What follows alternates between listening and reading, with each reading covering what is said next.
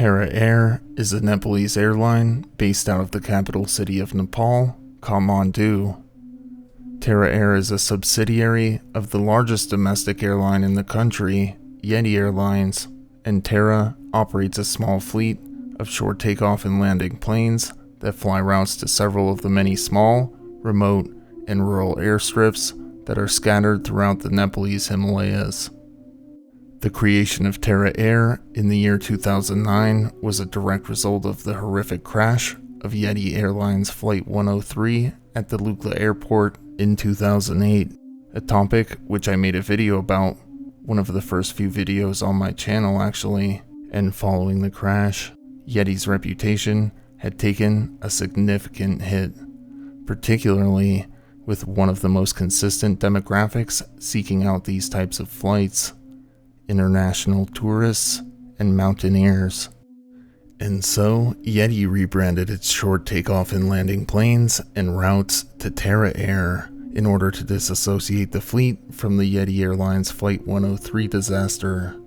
Yeti Airlines itself still exists and operates in Nepal, and there's no doubt I will be revisiting Yeti again on the channel in the near future. However, perhaps understanding the origins of Terra Air will no doubt prove helpful when trying to comprehend some of the, frankly, confounding decisions that were made in the collision that is the topic of today's video, Terra Air Flight 193.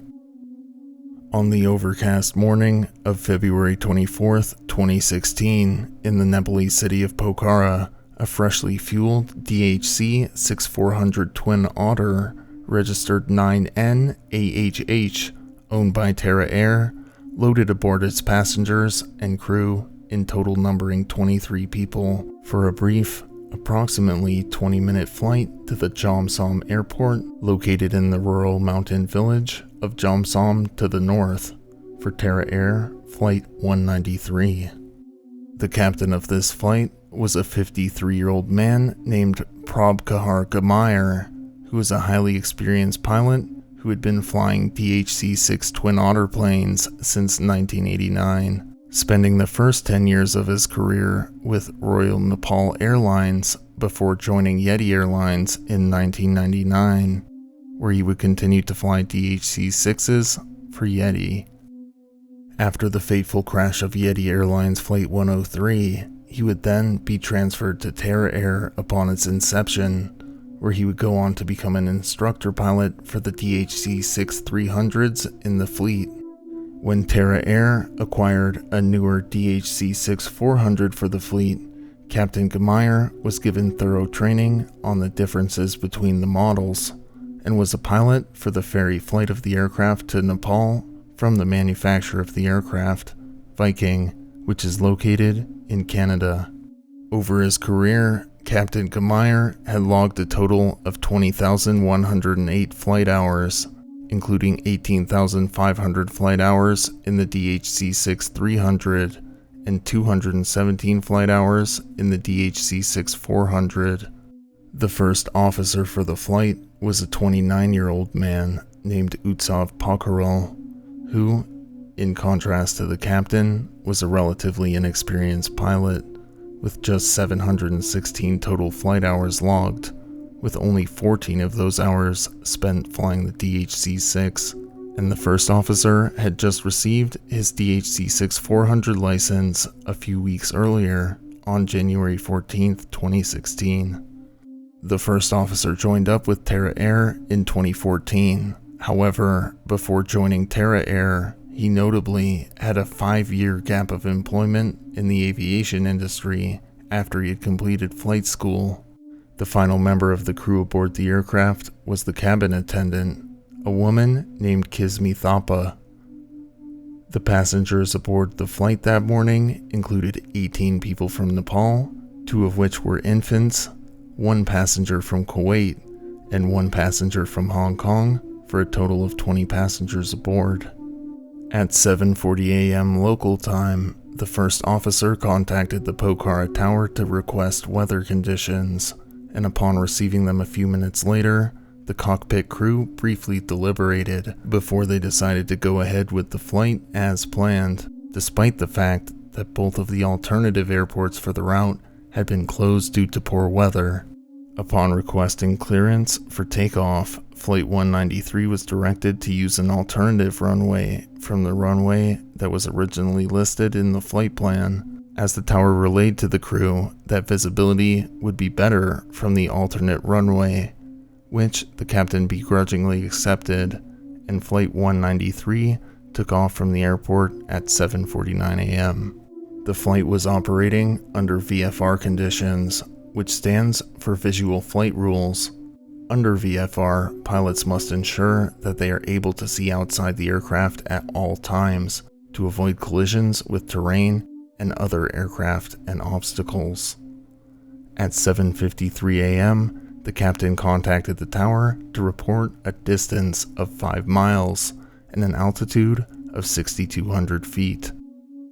A nearby ultralight aircraft then requested weather conditions from Flight 193. However, this request was not heard by the cockpit crew at all due to radio interference from a radio tower owned by Radio Nepal that was transmitting music on the frequency used by the Pokhara Tower, which flooded the frequency with music and muffled transmissions from the aircrafts. A minute later, the ultralight again requested the weather conditions from Flight 193. However, this time, their request was heard, and the captain informed them that the weather conditions at their current altitude of 7,000 feet was a light haze with mountains not visible but with ground contact. The crew aboard Flight 193 then deliberated about a large layer of cloud cover that they had begun to enter, and agreed to ascend to 12,500 feet if they had not reached the top of the cloud at an altitude of 10,500 feet. At an altitude of 10,100 feet, the plane was still enveloped by the cloud, and so the captain instructed the first officer to ascend to an altitude of 12,000 feet. However, at 7:59 a.m., the captain instructed the first officer to maintain an altitude of 11,400 feet so that they could fly in between cloud layers, and informed him that if they needed to divert, that he should turn the plane to the left. The captain then asked the first officer whether he could confirm rain from his side of the plane, to which the first officer replied that rain was not visual. 50 seconds later, while flying at an altitude of 11,500 feet, the plane's enhanced ground proximity warning system was activated, and 2 seconds later, it blared the sound of every pilot's worst nightmares, the pull-up warning. Pull up! Pull up! Over the next few seconds, the captain and first officer asked each other if they had visual ground contact, which, at first, they both said no, then a second later yes, and 3 seconds after it began, the pull-up warning disengaged. The flight maintained an altitude of 11,500 feet over the following minute, and the captain reported an altitude of 10,500 feet to air traffic controllers before switching radio frequencies to the Jomsom Towers frequency, although the area the plane was in was actually a radio dead zone. The captain then ordered the first officer to maintain their heading and make a shallow descent, and asked the first officer whether he was visual, to which the first officer replied, "Somewhat visual." In response to this, the captain then ordered the first officer to make a further descent to an altitude of 10,000 feet, and this descent would trigger the plane's overspeed warning as the plane traveled at a speed of 152 knots. At 8:01 a.m., the captain instructed the first officer to bank to the left so that if they needed to divert to the left, or if he was able to make visual contact on that side, they could easily go that way. The first officer then asked the captain whether he was able to make visual contact, to which the captain replied that it was somewhat visual to the left, and further told the first officer that the flight's track was to the left, when, in actuality, they were off course and actually to the left of the track, and the plane further descended to an altitude of 10,300 feet as it continued to turn to the left. At 8:02 a.m., the plane continued its descent to an altitude of 10,200 feet, and then began to bank slightly to the right, where the enhanced ground proximity warning system was again activated, this time blaring the terrain warning. A few seconds later, while still descending at 8:03 a.m. at an altitude of 10,100 feet, the warning advanced to the pull up warning, at which time the captain told the first officer not to worry about it, and at an altitude of 10,000 feet, the captain finally took control of the plane for himself. The captain then asked the first officer whether his side, the right side, was visual, to which the first officer responded that it was not. The captain then quickly banked the plane to both the right and then to the left once more to try to establish visual contact with the ground, and continued to descend to an altitude of 9,850 feet. However, with still no visual contact at this altitude, the plane began to climb again. At an altitude of 9,920 feet, the captain noted to the first officer that a landmark known as the landslide was to their right, which was to the right of the flight track. The captain then said to the first officer, "What I will do is now I will turn to heading of Letty," he said, with Letty being another waypoint on the route, despite the pull up warning blaring in the background now for a full minute. The captain then noted that he would begin another climb at an altitude of 10,350 feet, and at this altitude, the plane began to climb and bank to the left at 25 degrees. At 8:04 a.m. and 3 seconds, the plane's altitude was recorded at an altitude of 10,700 feet with a left bank of 25 degrees and the pull-up warning still sounding, when its belly struck the terrain below, which caused the plane to break apart violently, with the main fuselage of the wreck coming to rest at an altitude of 10,982 feet on the steeply sloped terrain, 77 meters apart from the initial impact site. Upon losing all communication with Flight 193 at 8:30 a.m., emergency search protocols were activated, and several helicopters were dispatched to search the flight path for the wreckage of the plane. However, due to the cloud cover, rescue teams were unable to spot the wreckage.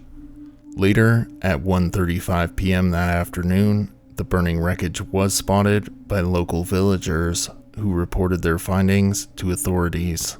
Despite the difficult-to-reach location of the crash site, rescue teams rushed to the wreckage to search for survivors, but upon arriving and inspecting the carnage, it was soon apparent to investigators that there were no survivors of the crash, as all 23 people on board had perished. Furthermore, due to the initial terrain strike rupturing the fuel tanks and breaking off the wings of the plane, fuel was sprayed everywhere, which subsequently caused an inferno to envelop the wreckage. Most of the bodies of the victims were so badly burned by the blaze that they had to be identified by dental records, such as in the case with the captain, and many other remains, such as was the case with the co-pilot, were so badly charred that they could only be identified by DNA sampling. In the aftermath of the collision, an investigation by the Aircraft Accident Investigation Commission of Nepal was launched, which was assisted by experts from the American NTSB and Canadian TSB.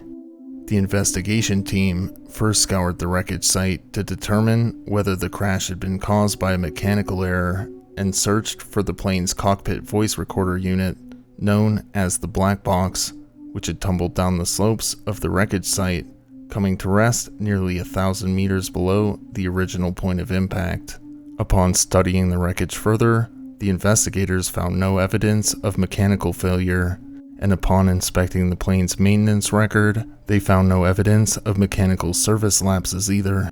Their findings were bolstered by the recovery of the black box, which, after investigators listened to the audio recorded upon it, had painted a much clearer picture of what had transpired during this fateful flight for the investigation team.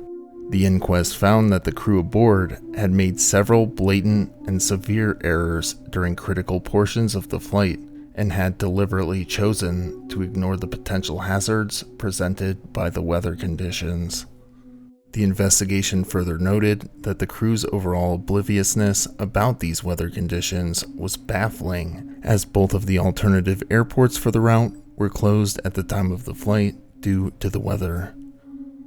Furthermore, the investigation's findings did note that it was highly possible that the crew deliberately decided to ignore the weather conditions in order to squeeze in more flights in order to earn some extra money, as the captain had been struggling to financially recover after the devastating magnitude 7.8 earthquake that had ravaged Nepal just a few months previously, a topic which I covered in another video a few weeks back if you'd like to know more about that. The report further noted that the crew had repeatedly entered the clouds during VFR flight, and the captain's overconfidence in his abilities and familiarity with the route, combined with disorientation from repeatedly entering the clouds, as well as the repeated instances of ignoring the warnings blaring from the enhanced ground proximity warning systems aboard the aircraft, all were found to be major contributing factors to the crash.